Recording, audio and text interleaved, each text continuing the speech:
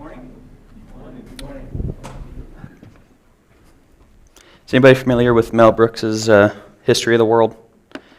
There's a scene in there. It's good to be the king, right? It's good to be the king. This is how porn addicts often act. The 12-step program is right in that it starts with admitting the problem, right? We have to admit that we have a problem. Pride and self-justification is what a porn addict feeds on. Being able to admit to the depth of the problem and to admit our need for Christ is where we begin to find freedom in our addiction. But you will never do this as long as you're wearing the crown in your life. You'll never break free until you're willing to give up convenience, downtime, reputation, family, and ultimately our pride. The only way to begin the path to freedom is through humility and desperation. And this is really what we call rock bottom. That will break the crown in your life. You have to hit rock bottom and get to a point where you are truly humbled. You don't care about losing your reputation. You don't care how it's going to seem to everybody else. You're finally willing to do what it takes.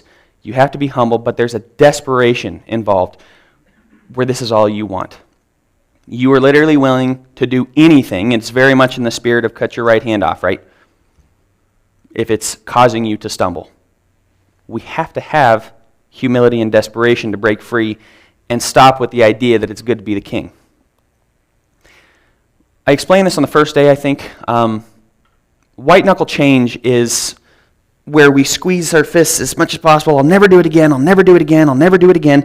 And you know what? Millions of porn addicts do this every single day. They engage in white knuckle change. I promise myself I will never do it again because I hate this. We got to get past white knuckle change. We have to stop squeezing until our knuckles turn white. We have to start making progress, digging in, getting that traction so we can find freedom. There's a common myth. We're going to look at the addict, we're going to look at the spouse, we're going to look at the church. And I think we have parents in here as well. I was trying to pare it down a little bit, but I think I kept that one because it's important for parents to know what to do. We're going to look at the addict, and there's a common myth before we begin where they say marriage is going to fix it, right? Marriage will fix the problem. I suppose there are some where maybe it does, off cases, and what I would say is it has less to do with the sex. Actually, I can pretty much guarantee you it has less to do with the sex and more to do with what the emotions are in the marriage and how they are being fulfilled emotionally. But rarely does marriage fix it, and people can't understand why. Here's why. First off, quick fixes don't work. It took years to get this way. It won't go away in the first night of marital bliss. Shockingly, for a lot of people. Well, of course, sex is what the problem is. When I have unlimited sex with my wife, how could this flourish, right? Quick fixes don't work. Endless sex in marriage is not going to stop the craving for porn because it's not about sex. As we looked at yesterday, at the heart of the problem, there's a deeper emotional need down there. Your brain pathways have wired novel porn with higher levels of pleasure, as we looked at in day 2. Your spouse stops being novel after a while. Porn, you can binge for hours, and it continues to be more and more and more novel. The dopamine spikes are higher and higher, something your wife cannot compete with. Simply getting married doesn't fix your pride. And as long as you have pride, you have not hit rock bottom, you do not have the humility to actually work through this. And last, if you're hoping marriage will fix it, chances are you have not confessed this to your girlfriend, to your fiance. Your marriage will never have full intimacy, and that's going to drive you back to porn because there's a part of yourself you won't let go. There's a box in there that you refuse to open for her to see. Your sex life isn't going to be as good, I can guarantee you that, because you're hiding things. There's not full intimacy. And you're going to be driven back to porn because she doesn't know the real you. And you're terrified that she'd leave you if she does. Marriage will not fix it. So what do we do? What steps do we take as the addict to get out of our porn addiction? First, we have to understand grace and forgive ourselves. We have to. If we are going to continue to engage in this either in white knuckle change or continue to engage in works-based salvation where we just have to try harder, we'll go nowhere. We have to understand and accept the grace of Christ and to forgive ourselves. God's already forgiven you. If you are desperately trying to get out of your sin, if you want no part of that and you're coming to him and repenting and trying your very best, God's forgiven you. That's what he's looking for. Second, get rid of any porn material. This should be a no-brainer. You'd be surprised. Right? Oh, I forgot I have this stack of Playboys under my bed. You're going to want to get rid of that. This also has to do with putting on covenant eyes. I explained this to the class that I was teaching briefly. Use covenant eyes, just as a quick aside. They are way ahead of the competition. Yes, it costs money. You can use a bunch of them. There's a ton of different software out there. Covenant Eyes is the best. It will take screenshots. Anything can be gotten around, I suppose. Covenant Eyes makes it very difficult. And the point is not to completely shut it off where you can't get it. Porn addicts are really good at figuring out how to get it. The point is, how many roadblocks do I have in my way until I get it? Right? If I can put 30 roadblocks in my way, it's a lot harder, and I now have time to think, do I really want this? What do I really need?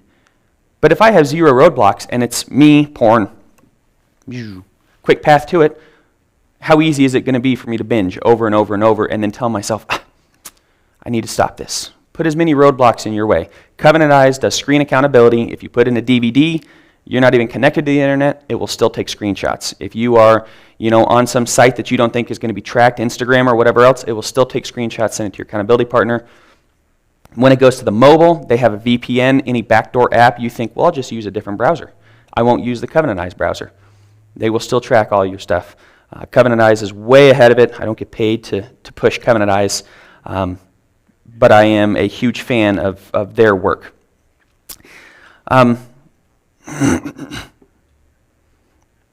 Restrict access to internet on your phone if you need to. Again, this is about cutting off your hand, doing whatever it takes. iPhone has great, if you want to come talk to me after, I won't go into it, but iPhone has great restrictions that you can put on that will help. You can get rid of the App Store. There are ways to do it. Again, I'll help you set up restrictions if you need to. Come see me after. Learn to make this a habit. If you find a way to get it, cut it off immediately. Immediately. How am I accessing? Okay, I don't want to access that way again. I need to use that creative part of my brain that helped me get around this and put it to use to figure out how I'm going to shut it down. Who am I going to tell? How am I going to cut this off? Next, identify and avoid triggers. So here's some common triggers, and I'll just put them all up there. I understand this is kind of small, and so I will read them off. Sights, smells, sounds, locations, situations. You're home alone, you're in the bathroom at work. Certain days of the week, an unprotected device, social media, various emotions, sadness, depression, anger, anxiety and stress, tiredness, loneliness, boredom, excitement, and even getting ready for bed. I just worked with a client, just got done with a teenage boy who could not go to bed without masturbating. At least he thought he couldn't go to bed without masturbating until I told him to get up and either clean the floors or do something that he hated. And guess what? He started going to bed without masturbating because it's like, I'm exhausted. I got up, I did something, and it started changing the pathways slowly but surely. Even that was a trigger for him in going to bed. But here's the thing about triggers. We always say, find your triggers and avoid it. Pay attention to your body. Listen to what your body is saying, because a lot of people will just say, ignore your triggers, try to find a way to get around them. And what I say is, don't ignore your body. It does need something. It's just not porn, right? So when your body's really craving porn, we go, what is underneath the surface? What's deeper that is driving me to porn? Am I lonely? Am I stressed? Do I need to find good stress relief? Do I need to connect with someone because I'm just not feeling very intimate in my relationships? That's truly the need. We need to start meeting the need here. So our next steps, of course, forgive yourself. Get rid of the material. Find your triggers. Fourth, get accountable. Pick good accountability partners. This is paramount. I cannot tell you how important this is. There are multiple reasons why accountability is important. First off, it breaks down the pride. I actually have to come clean with somebody. Second off, it causes me to go to a deeper level in my relationships, that intimacy, than I have before. I'm letting somebody see into my soul, a part of me that I have kept hidden for maybe years. We need that to break free, right? Accountability is, it's not to have somebody just, bad, don't do that again. Come talk to me next week. It's to have somebody sit beside you and say, how can I help? How'd you access it? How can we cut that out? What was the trigger? Can I pray with you? Can I be there for you? Call me next time, right? They're going to check in with you daily. When they realize you're struggling, they're going to be checking with you daily. How's it going? I'm praying for you. What can I help with? How can I help you to stay on the right path, right? Somebody who's going to meet us on our level and not a parent who's looking down going, hey, shaming us, right? If you have an accountability partner who shames you, you'll begin to lie to them, and then you're going to feel incredibly hopeless because these are the people that are supposed to help you. Get accountable, pick good accountability partners, and I would say I try to get people to pick 3, at least 3. It's extremely important for that. If you have one, I mean, they might forget. It might be a check-in once a week, and it's like, oh, sorry, brother, I just had a tough week, over and over and over. When you have 3 who are checking on you throughout the week, it makes a big difference. Next, dig deep. We looked at this last session. What is the real problem? The real problem is not, I need porn. What do you need? And how are you going to meet that need? Again, we can get ultra creative in figuring out how to get around our barriers, but we don't want to get as creative in figuring out what's actually going on underneath. We don't want to have to sit with our emotions and say, man, I am lonely, and I hate being lonely. And you know what? I haven't let anybody into my life in a long time. Maybe it's time for that to change, right? We have to understand what the real problem is. 6th, come clean to those you need to. This is a tough one. This is a tough one. This needs to be planned. This needs to be probably worked through with a friend, accountability partner, or a therapist before you truly come clean. In full disclosures in the therapy world, in full disclosures, it's between husbands and wives who both have their therapists in the room, all 4 of them.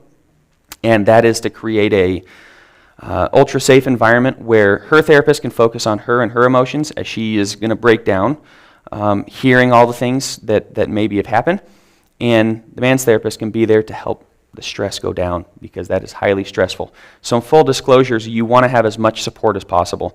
There's a time and place for that. That is not something you spring on somebody, but you have to come clean to those you need to. You have to. If you are continuing to hide this, thinking, I'll figure this out on my own, or I'll figure this out with my accountability partners, and then I'll tell my wife maybe a couple years down the road when I've been clean, again, your marriage is just going to continue to suffer. It's the scariest thing in the world to have to tell a spouse. But it also will cause the relationship, hopefully, to go deeper than it's ever been. Develop better personal relationships. Not everything's about the physical and the intimacy pyramid, right? Not everything is about the sex.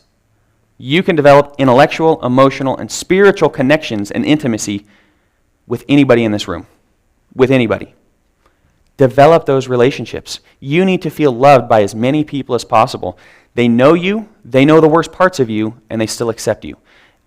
That pulls us out of porn just about as fast as anything because the shame has started to go away. These things that we tell ourselves, I'm a terrible person.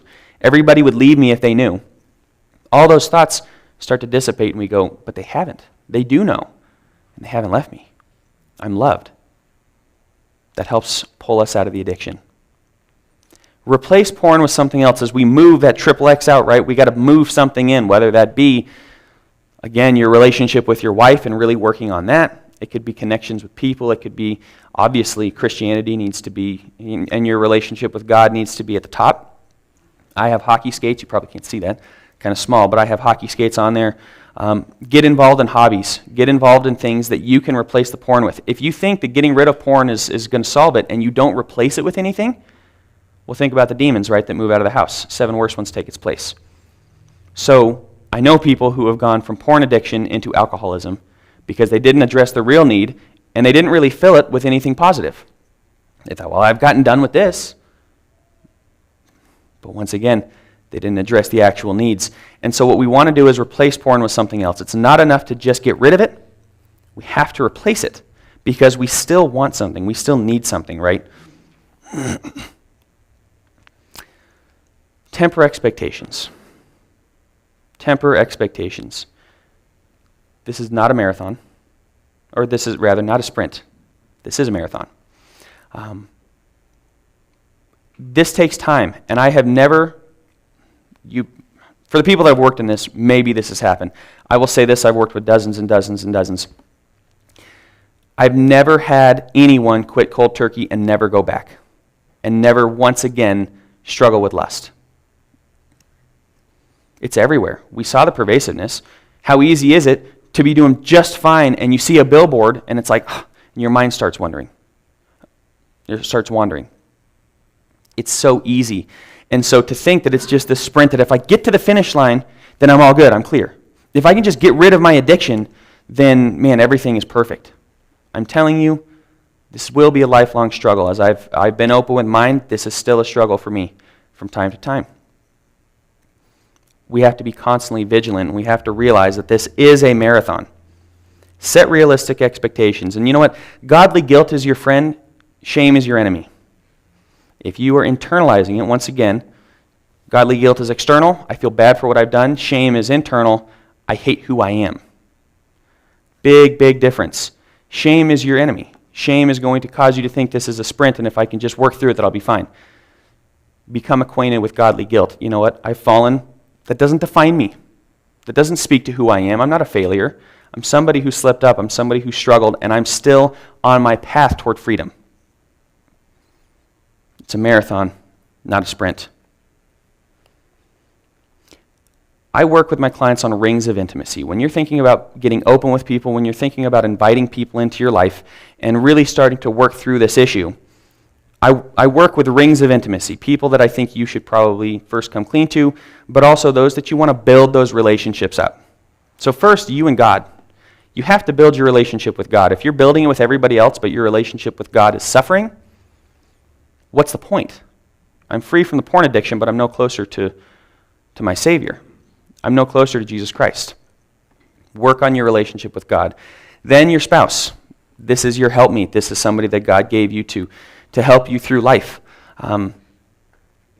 This is, again, one of the most important relationships in life. As we know, it mirrors Christ in the church from Ephesians 5. We know that it was not good for man to be alone, and he fixed it by giving Adam a spouse. You need to work on your relationship with your spouse.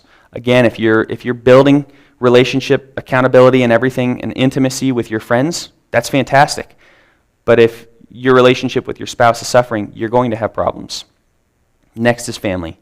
Family is so, so important. And I understand people struggle with family from time to time.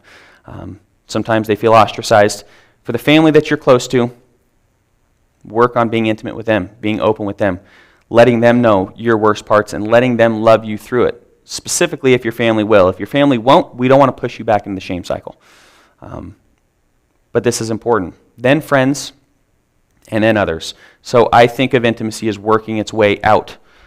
If we're open with others, and this is interesting, but I've seen this before, where people have no problem telling those in the world, like, yeah, I'll admit that I'm a porn addict, but they won't admit it to anybody in those four. Okay, what good does that do? Because you know those people probably won't judge you, or even if they do, it doesn't really matter to you. You're scared to death of being open with those. But that's really where freedom comes from. That's where the true love, unconditional love comes from, because they know you. They know you. I next want to look at the spouse. What to know. We're going to have a series of what to knows and just some general information. So if you're taking notes, I apologize, this might go fast. Got a lot of information here. First off, you're not the reason, and I know this is small. Sorry. That is very small. You are not the reason. It is not your fault. Let me say that again for the spouses that are the spouses of porn addiction, porn addicts. You are not the reason. It isn't your fault. Second, your feelings are valid. They're very, very valid. Your feelings of hurt, of sadness, frustration, anger, whatever may be coming out, fear, those are valid feelings. Do not stifle your feelings if you are the spouse. Next, you shouldn't have just known. Porn addicts are incredibly sneaky. We are very good at hiding our tracks. And so I've heard multiple spouses, how did I not know? He's been struggling for a decade and I just didn't know. I must have just buried my head in the sand. Maybe I didn't want to know. Or he's just incredibly good at hiding it, right? And so this turns shameful for them, where they go, I could have helped my husband through this, and because I wasn't paying attention, his addiction flourished, therefore it's my fault. No, it is not. We are good at hiding our tracks. There are guys that go decades without getting caught. And to be honest, if I didn't come clean, I could have gone a long time without getting caught. That's just the way that our minds work. Next, do not think that this will be solved if you just give him more sex or if you're more sexy in the bedroom. If I just wear more lingerie or if I'm willing to indulge in his sexual fantasies, right, that he's getting from porn, then maybe he'll desire me and he won't want the porn. And so I will degrade myself and do things that I'm not comfortable doing. I'll get dressed in things that, maybe I'm not comfortable getting dressed in, so as to try to get him to look at me and not the porn. It's not about the sex. It's not about what you look like that's driving him to porn. Don't stoop to that level. Don't stoop to porn's level trying to match it. You never will, nor should you. You do not need to experiment in the bedroom to spice things up so you can fulfill his pornographic fantasies. Porn addicts become desperate and reckless when they're getting sober. Do not be shocked by the lengths that we will go to get the porn. Lock your phone, lock your computer. I do not have my wife's passwords. I've been porn-free for quite some time, and I do not have my wife's passwords. Nor should I. Because what if she goes to bed one night and leaves it out on the counter, and, I've been up for a couple hours, and I know that I can just turn on private browsing or whatever else, and she'll never know. No. Don't go there. We will go to extreme lengths to get what we want. There were times I used my mom's phone. I'm not proud of it. Absolutely not. But you know what? When I had locked down all my devices, what am I going to go to as the porn addict getting sober? I got to find some device, and I did. So I had to go to my mom and confess and say, please put your password on here. That was not a fun conversation. All right? You don't want to have that conversation.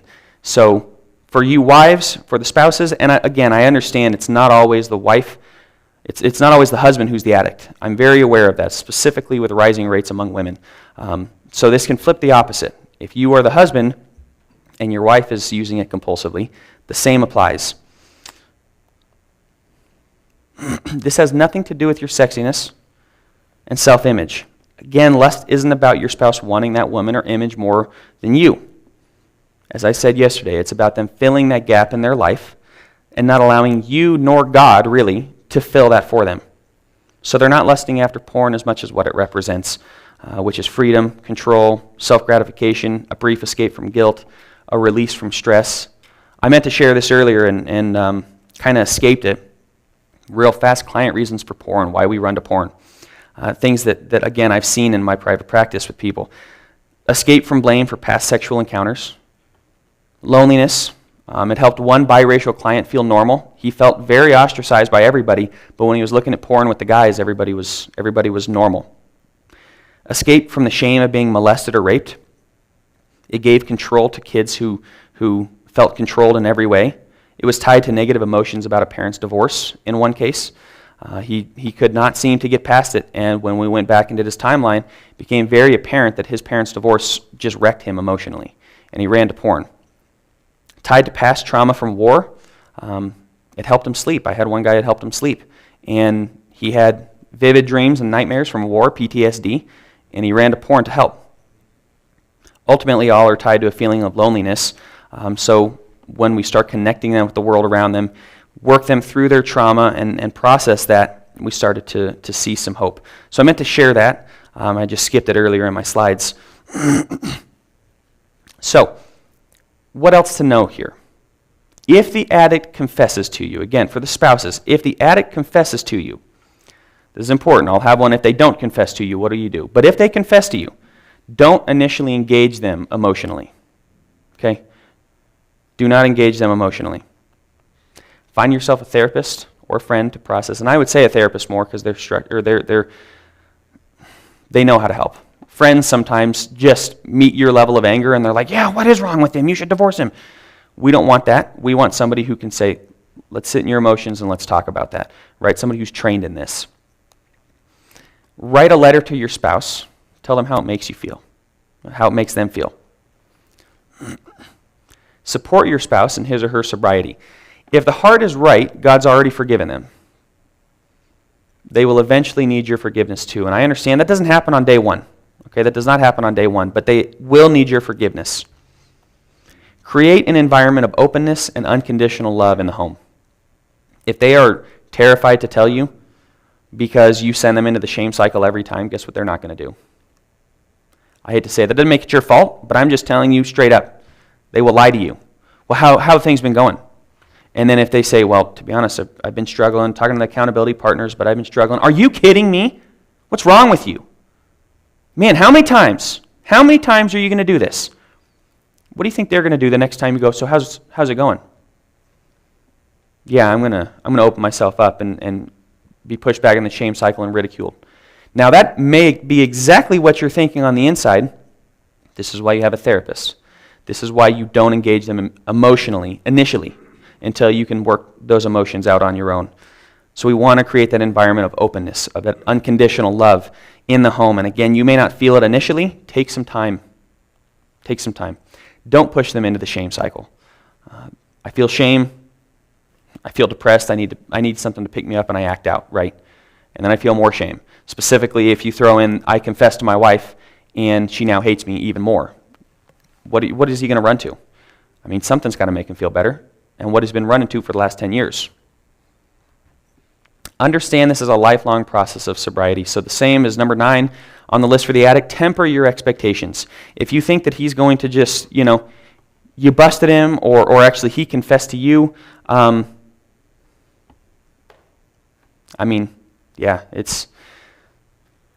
here's the one thing I'll say about if the addict confesses. Realize if he's confessed or she's confessed, that's like the hardest thing you could possibly do. Okay? That takes an unbelievable amount of guts to do it. And so to say, I can't believe you, yeah, that's what you're thinking, but he's thinking, man, I'm Superman. I just did the impossible.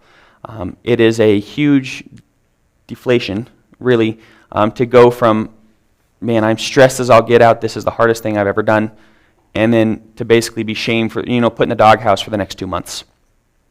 It just creates the entire wrong environment. Now again, your feelings are very valid. Do not push away your feelings because you go into hero mode trying to help them. It's going to hurt. It's going to cause anger. It's going to cause anxiety and sadness. And again, an overwhelming sense of hurt. Those feelings are very valid. They need to be dealt with. Do not push them to the side, but they need to be dealt with in the proper way. What else to know? So if you catch the addict, he doesn't confess, but you happen to bust him looking at porn, right? I have a client that was just caught looking at porn. And what do you do then? Well, remember that he or she is in the midst of the shame cycle. They have not hit rock bottom, and so they will most likely lie about it. You're going to have a million questions. Well, how long have you been looking at this? It's only been a couple days. Oh, maybe a couple weeks, when it's been 5 years, right? Well, how bad is the addiction? No, I only look at it, once a month. They're looking at it every other day. But why are they lying to you? Because they're in the shame cycle. They hate themselves for it, and they don't want to come clean. That's the scariest thing in the world. You just busted them doing something that at their core is they want to hide from this. They want to push this out of their lives. What do you think is going to happen? They're in the midst of the shame cycle. They will most likely lie. Give yourself time to process, and again, find someone to help you process it. Sit down and have a heart-to-heart with them, letting them know the main thing you want is openness and intimacy. The temptation is to be punitive. That's a huge temptation. That again, put them in the doghouse. That's not right.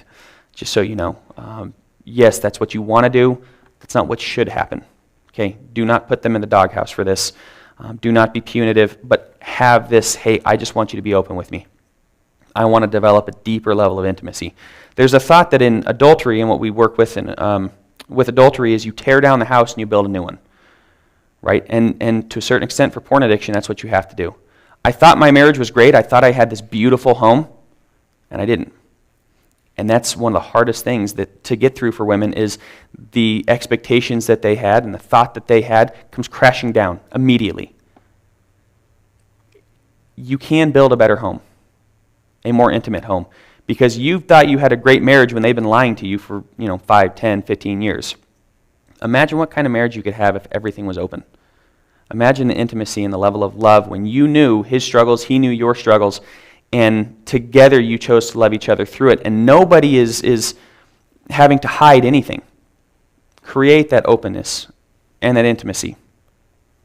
Create an environment of openness and unconditional love in the home in general. So you want it in the relationship, you want it in the home, even with your kids. And last, apply Matthew 18. If he continues to sin, and I've seen this before where women, they want to protect their husband's reputation, they want to protect their husband's pride and ego. Maybe he's a preacher in the church and they're afraid of losing their job. So they can't possibly talk to anybody, but you know what? His soul is more important. And I guarantee you God will get you through. And let the church rally around you, or somebody, family, the church, should be the church, though I know a lot of churches, unfortunately, don't handle this issue very well, specifically with the wives and kids. But apply Matthew 18. If he refuses to get better, take him to a brother, have somebody, we know the process, right? You go to him in person, you take a brother, take one or two, and then you take him before the church. And that's what should happen here. If he's not going to repent, you have to think about his soul. Not about your reputation, your family's reputation. Oh, he's mainly a good guy. Well, he's a preacher, might lose our job. He's going to hell because he's not dealing with the addiction. He refuses to deal with it. He refuses to humble himself. So how much do you love your husband? Are you enough to pull him out of the addiction and do the hardest thing you possibly could? This is the unconditional love you have to have. Unconditional love is not always, as we know, not always rainbows and sunshine. Sometimes it's doing the hard thing of taking him before the church and saying, my husband's a porn addict and he won't stop. One last thing to the women. This is a tough one. And again, I know sometimes that the addict is the woman, but I'm going off of statistics here. Do not find your self-worth in your looks and whether your husband finds you to be the most attractive woman ever.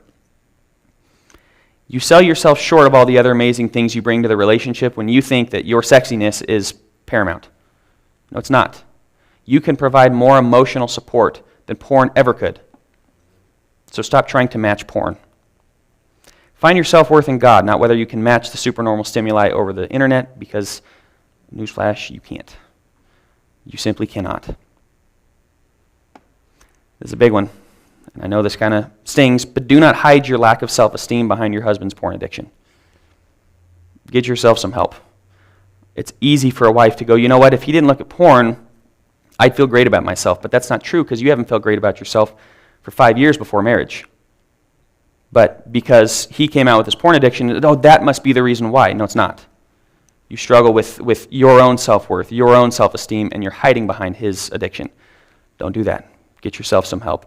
And realize that you are so much more than what you think. You're so much more than again, whether you're sexy or not. Your self-worth has to be based in God. So remember, when the wife believes she needs to match up to the porn on the internet, she's falling into the same trap of believing that the need is porn. She can't compete with the supernormal stimuli, nor should she try. However, as I said, she can unconditionally love her husband better than porn ever could. Don't abide by the rules of porn. You have to focus on your strengths and you have to change the game. You're trying to match with the physical and you just won't. That sounds very callous and hurt. In a loving relationship where the two have worked on sex for years, there is nothing better. There is nothing better than the body of your spouse. But when you're dealing with somebody who's looking at porn and literally gets whatever he wants, and you're trying to match that, well, there's only, a billion pages of porn on the internet that he could go find. You can give him more spiritually, emotionally, and intellectually than porn ever could. You have to start focusing on the strengths of the relationship and pull him out, because, to be honest, those are the problems anyway. That's really what he needs, not for you to be more sexy. And one last thing to the addict. Acknowledge the pain and empathize. It is painful. Do not try to hide from that. Give your spouse time to grieve and process. Going tomorrow, well, are you through it? Have you worked through it? Guess what? How long have you been looking at porn? How long do you think it's going to take her to get out of it? Maybe not that long. It's going to take some time. Be 100% honest, even if it hurts. One lie to every 99 truths calls all 99 truths into question, does it not? So you think that, well, I only lied that one time. How does she know that? You know that, but your word is now worthless. Well, I promise you that's the only lie. How does she know? Because you've proven yourself to lie before. Find your accountability partner, and I would say partners. Don't miss a meeting. Answer their phone calls. Answer their texts. Let them know you're on the up and up, or let them know you're struggling. But when you are working through the betrayal from your spouse and you've come clean and then you start missing accountability groups, because what does that communicate to her? Well, it doesn't really matter to him that much. We don't want that. The parents. We're going to briefly go through the parents and the church, just a few slides each. We are about out of time. For the parents, what to know pre-porn? It's not a matter of if, but when. Talk early, talk often. Do not stigmatize sex in your home. Create an environment of openness. You want your kids coming and talking to you. Set up restrictions on devices. iPhone through the screen time, Android through Play Store. Consistently monitor their devices. Well, I trust them. You shouldn't. I'll just tell you that. You shouldn't trust them. Stay up to date on certain apps. Kids have gotten it through Roblox. Okay, harmless apps. Kids YouTube, and then a parent will walk in 30 minutes later and the kid's watching, something graphic on YouTube, and you're going, what in the world? It may not even be porn. But this is kids YouTube. How'd they find that? Kids are good, man. Kids are really good, and they may not even be trying. A lot of people get into porn from pop-ups and things they never intended. What to know post-porn? Man, sorry, these are small. Normalize. Do not stigmatize. Do not shame them. Use real terms and don't be squeamish. Okay? Normalize masturbation for them. A lot of people do it, and no parent wants to talk about it. And so the kid's like, well, man, I don't know. It seems to be fun. It seems to be enjoyable. Why don't we do those things? Parent has to know, and we can't be squeamish because guess what they're talking about in the locker room? Be open and answer any question. If you're secretive, why won't they be? Well, we'll get to that. We'll get to that. We'll get to that. And then how many parents never get to that? And the kid learns how to have sex through porn. Grow the relationship. Don't focus on porn during the fun times. I'm going to pick on my mom here for a bit, but we'd have a great day, and then she'd be like, so how are things going with porn? It's like, the air's just going out of my tires, right? It's like, man, that's the last thing I want to discuss when we just had a fantastic day. Pick your times, pick your opportune moments, but we're not here to play gotcha. We're here to help the relationship, and sometimes the relationship just needs a fun day. Monitor their relationships. Don't allow young kids to date. I'm a big believer in do not allowing young kids to date. Why? I mean, what are you expecting to get out of the relationship? Are they going to marry this person? And if not, well, they can have fun with a friend. They can go to the movies with a friend. Why do they need a girlfriend at 13, 14, 15 years old? Just had a client at 15, broke up with his girlfriend, wrecked his life. He thought, she's the only one for me. There's not other fish in the sea. And he took 2 or 3 weeks to come out of this funk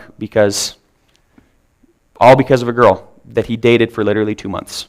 They're not emotionally prepared for this. And it also hurts, again, with their pornography because porn causes them to sexualize their relationships. And to be honest, they're not really prepared for that. Talk often about sex. Talk about your past struggles with sex. Empathize. I will for sure be telling my son that I slept with my wife before marriage, then it was the worst mistake of my life. You just don't do it. We'll talk about that. Help them find accountability that they are comfortable with. Teach the effects of porn. Teach God's purpose for sex. This is a big one. Don't just talk about it. Teach why it's good. And love unconditionally, always. Do not shame your kid. Love them unconditionally. Remember, the goal is to become the expert on sex in your child's life. Not Google, not his friends in the locker room, you. You want him coming to you. Last but not least, the church. One slide here, and then I'll get down. I know we're out of time.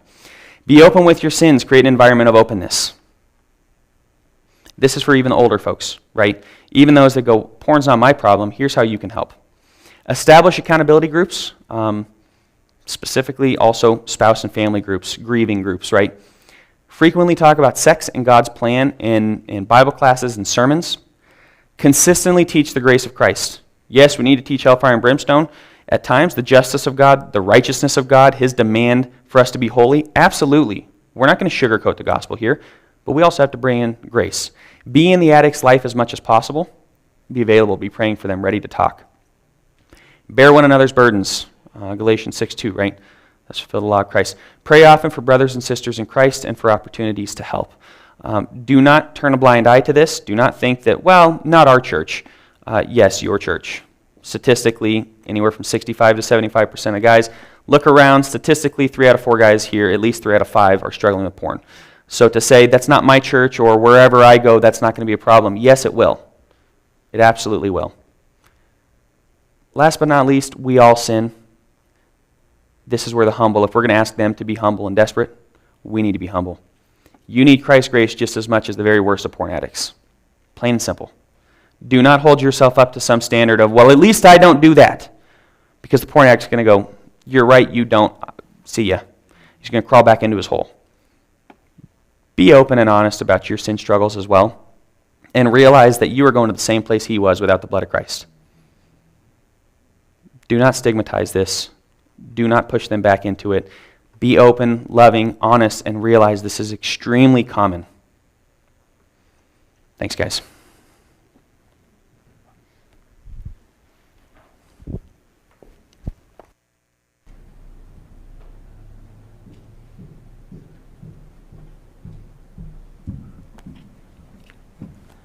Let us pray. Father in heaven, we thank you for the past few chapels this week, for the lesson that we've heard, and for all the information that we've been given. Help us to be understanding, help us to be accountable, help us to be available to those who are in need of us, Lord. And with this, that we can move forward with unconditional love and all the things that so many of us seek out. We ask that you will continue to be with those who are mourning, Lord, for the passing of loved ones. Be with them, cover them in comfort, in your presence, in your love, and let it be shown through us. Let us be there for them as well. We ask that you'll continue to be with us in all that we do. Help us to continue to be edified and gain more and more from your word each day. And we thank you for the blessing of us being here together. And in Christ's name we pray. Amen.